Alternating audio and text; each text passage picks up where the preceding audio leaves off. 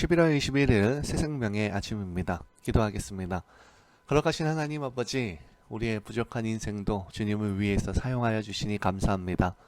우리 안에 고난과 아픔이 있을지라도 그 속에서 하나님의 섭리와 복음이 숨겨져 있음을, 성숙한 믿음을 우리에게 주시고, 때로 우리의 삶이 끌려가는 것처럼 답답한 현실과 버거운 짐들이 있을지라도 그 모든 것들을 주님 앞에 내려놓고 담대함과 기쁨으로 나아가게 하여 주시옵소서. 오늘이 우연이 아니라 하나님의 손 안에 있음을 믿고 담대하게, 그리고 이 땅을 나그네로서 하늘의 천국을 바라보는 사람으로 기쁨으로 나아가게 하여 주시옵소서. 오늘도 우리의 삶을 주님께 맡기며 예수님 이름으로 기도합니다. 아멘. 오늘 주시는 하나님의 말씀은 사도행전 28장 11절에서 22절까지의 말씀입니다. 석 달 후에 우리가 그 섬에서 겨울을 난 알렉산드리아 배를 타고 떠나니 그 배의 머리 장식은 디오스 구로라. 수라구라에 대고 사흘을 있다가 거기서 둘러다가 레기온에 이르러 하루를 지낸 후 남풍이 일어나므로 이튿날 부디올에 이르러 거기서 형제들을 만나 그들의 청함을 받아 이레를 함께 머무니라. 그래서 우리는 이와 같이 로마로 가니라. 그곳 형제들이 우리 소식을 듣고 아비오 광장 트레비스 티베르네까지 맞으러 오니 바울이 그들을 보고 하나님께 감사하고 담대한 마음을 얻으니라. 우리가 로마에 들어가니 바울에게는 자기를 지키는 한 군인과 함께 따로 있게 허락하더라.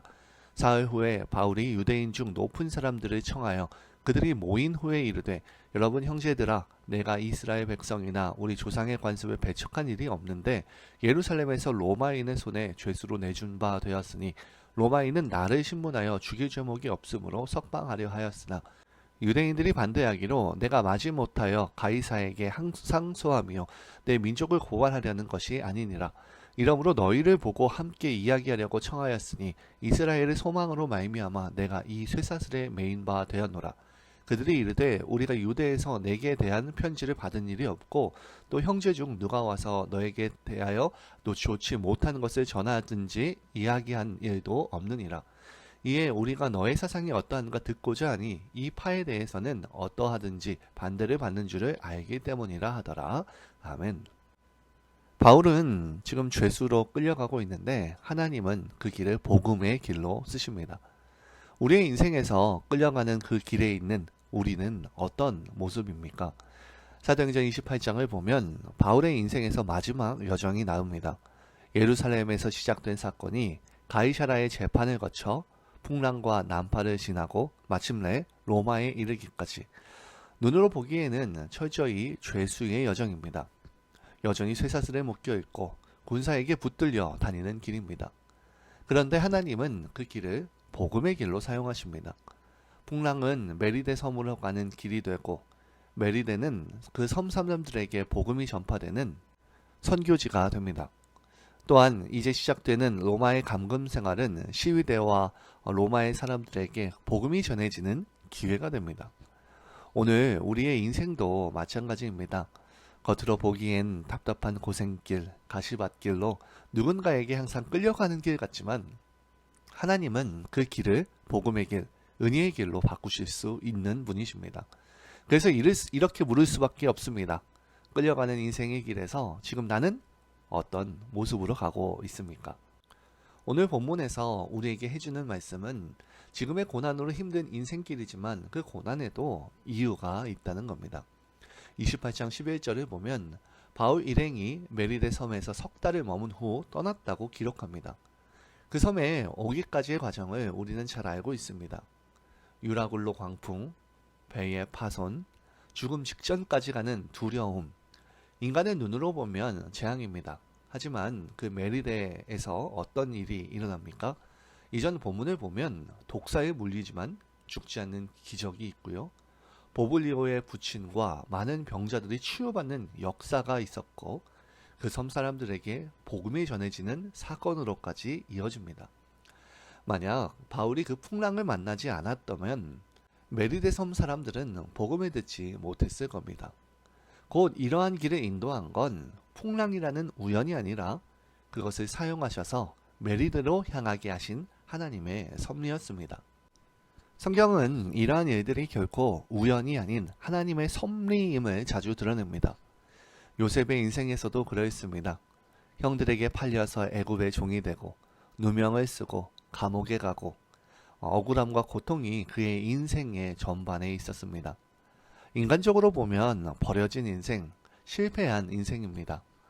그런데 하나님은 인간에게 버려진 그 길을 통해서 요셉을 총리로 세우시는 계획이 있으셨고, 그를 통해서 결국 그의 가족과 나라들을 살리는 도구로 사용하십니다. 요셉의 고백은 결국 이것입니다. 창세기 50장 20절에 당신들은 나를 헤아려야 했으나 하나님은 그것을 선으로 바꾸사 오늘과 같이 만민의 생명을 구원하게 하시려 하셨나니. 네, 어른이 된다는 건 이러한 믿음을 소유하는 것과 같습니다. 다른 말로는 어린 아이 때와는 다른 종류의 고난을 통해서 막연한 하나님에 대한 믿음이 내 안에서 확실한 하나님의 신앙으로 굳건해진다는 뜻이기도 합니다.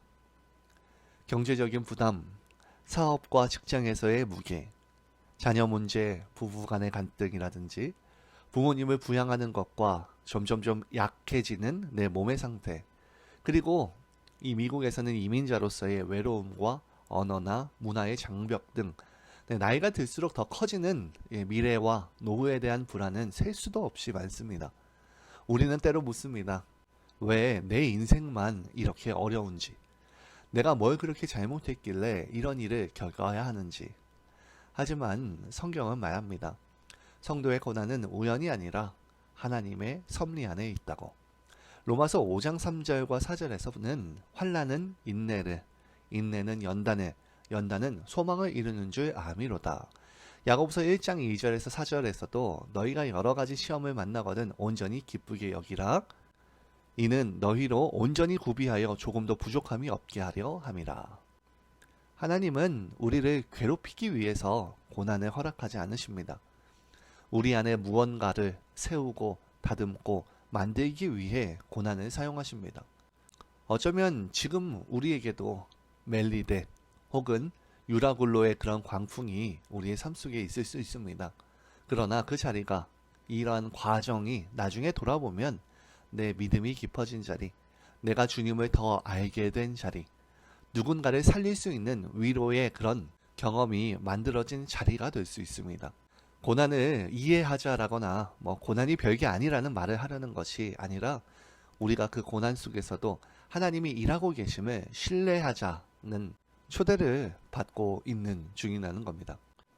특히 이러한 고난들은 우리가 눈에 보이는 것이 다가 아닌 것을 알게 해주고, 결국 이 땅에서의 인생은 장막이고 우리의 영원한 집이 하늘에 있다는 것을 알게 됩니다. 12절과 13절을 보면 바울 일행이 멜리데를 떠나서 수라고사, 레기온, 부디오를 차례로 거쳐서요 로마로 갑니다. 곧장 로마로 직행한 것이 아니라 여러 항구에 잠시 머물고 또 떠나는 여정들인데, 여행자는 어디를 가든지 잠시 머무를 뿐 그곳이 영원한 집이 될 수는 없습니다. 성경은 우리 인생을 바로 이런 여행으로 비유합니다. 우리는 어린 시절, 청년 시절, 중년, 노년에 이르기까지 여러 단계 그리고 여러 장소들을 거치는 인생을 삽니다. 어린 때에는 부모님의 품에 있고, 청년의 때에는 학교와 직장에 속해져 있고, 중년 이후에는 가정과 책임의 자리에 서게 됩니다. 그러한 길에서 우리는 때로 병상 혹은 요양원에 머물기도 합니다. 중요한 건 이 모든 장소는 잠시 머무는 여행지라는 겁니다. 이 땅의 그 어떤 곳도 어떤 그 신분도 우리의 영원한 집이 되어질 수 없습니다. 이스라엘 백성이 광야에서 집을 짓지 않고 장막을 친 이유는 그 광야는 잠시 지나가는 길이었기 때문입니다. 그들의 집은 광야가 아니라 가나안이었습니다. 사도 바울은 이렇게 말합니다. 땅에 있는 우리 장막의 집이 무너지면 하나님께서 지으신 집, 곧 손으로 지으신 것이 아니요 하늘에 있는 영원한 집이 우리에게 있는 줄 아나니. 고린도서 5장 1절에 이렇게 말씀하는데요. 우리가 이 땅에서 아무리 열심히 세워놓은 집, 사업, 관계일지라도 결국 그것들은 모두 장막입니다. 언젠가 다시 걷어야만 합니다. 그래서 믿음의 사람들은 이렇게 삽니다. 히브리서 11장 16절에 저희가 이제는 더 나은 본향을 사모하니 곧 하늘에 있는 것이라. 믿음의 어른이 된다는 것은 이 땅의 삶과 책임을 외면하라는 것은 아닙니다. 오히려 더 충실히 감당해야 합니다. 가정을 지키고 자녀를 위해서 애써야 하고 생계를 책임져야 합니다. 그러나 그 모든 수고를 하면서도 마음 깊은 곳에서는 나는 나그네다. 나는 행인이다. 나는 여행자다. 나의 진짜 향하고 있는 본향은 하늘이다. 라고 하는 이 고백을 붙들고 살아야만 합니다. 재정에 대해서 여러 가지 계획을 세울 때에도, 자녀들의 교육을 고민할 때에도, 은퇴와 노후를 준비할 때에도 이것이 끝이 아니라 이것이 하나님의 나라를 향한 준비 과정이다라고 하는 이 관점을 잃지 않는 것이 중요합니다. 우리가 영원한 집을 소유한 그런 사람답게 살 때 땅의 것에 집착하지 않고 손해 볼 줄도 알고 양보할 줄도 알고 주님의 일을 위해서 내 시간과 물질을 내어놓을 수 있습니다. 왜냐하면 여기가 끝이 아니기 때문입니다. 특히 오늘 본문에서 바울의 독특한 행동에서 그것을 더 자세히 알 수 있습니다. 이 되게 중요한 장면이 17절에 나오는데요. 사흘 후에 바울이 유대인 중 높은 사람을 청하여 모으고, 바울이 로마에 도착한 지 사흘 만에 유대 지도자들을 자신한테 초청을 합니다. 여러분 한번 생각해 보십시오. 바울이 왜 죄수가 되었나요? 바로 유대인들의 고발과 핍박 때문입니다. 그의 사역 내내 가장 극렬하게 반대하고 괴롭힌 사람이 누구였습니까? 바로 유대인들이었습니다. 인간적으로 보면 바울이 가장 만나기 싫은 사람, 가장 두려운 대상이 바로 유대인 지도자들이었을 겁니다. 그런데 바울은 어떻게 합니까? 숨어 있지 않습니다. 조용히 지내다가 풀려나야지 하지 않습니다. 오히려 먼저 불러 모읍니다. 그리고 그들에게 자신의 믿음을 설명하고 복음을 전합니다. 여기서 우리는 진정한 선교, 하늘나라의 시민권을 가진 사람이 하는 이러한 진정한 선교가 무엇인지에 대해서 알 수 있습니다. 선교는 두려움을 넘어서는 그 용기에서 시작됩니다. 상처를 준 사람, 나를 오해하는 사람, 나를 미워했던 사람들에 대한 두려움과 선입견을 넘어서서 그들을 복음의 대상으로 바라보는 것, 이것이 하늘 백성으로서의 선교의 첫걸음입니다. 선교는 하나님의 뜻을 내 감정보다 앞세우는 선택입니다. 인간적으로 멀리하고 싶은 사람, 조용히 피하고 싶은 상황 속에서도 주님이 원하시면 내가 움직이겠습니다. 이 결단이 선교입니다. 이 선교는 말뿐만이 아니라 삶으로 구현되는 나의 모습이어야만 된다는 겁니다. 바울은 감옥 속에서도 쇠사슬에 묶인 상태에서도 자신의 시간과 그리고 자신의 공간에 인간관계를 복음을 위한 통로로 내려놓습니다. 이것이 바로 삶으로 드리는 선교입니다. 오늘 이것을 우리에게 적용하면 이렇습니다. 나를 힘들게 한 가족, 친척, 이웃, 동료들, 마음속에 쓴뿌리가 남아있는 그런 관계들, 저 사람에게는 더 이상 말하기도 싫다, 그런 싶은 대상들, 바로 그 사람들 앞에 복음의 사람으로, 하나님의 사람으로 서는 것. 내 자존심과 내 감정, 내 두려움을 내려놓고 하나님의 뜻에 따라서 한 걸음 내딛어 보는 것. 이것이 어른 성도의 선교이고, 두려움을 극복하고 하나님의 뜻에 전념하여서요, 삶으로 복음을 구현해내는 선교의 자리입니다. 오늘 말씀을 정리합니다. 첫째로 고난입니다. 우리의 고난은 우연이 아니라 하나님의 섭리 속에 있습니다.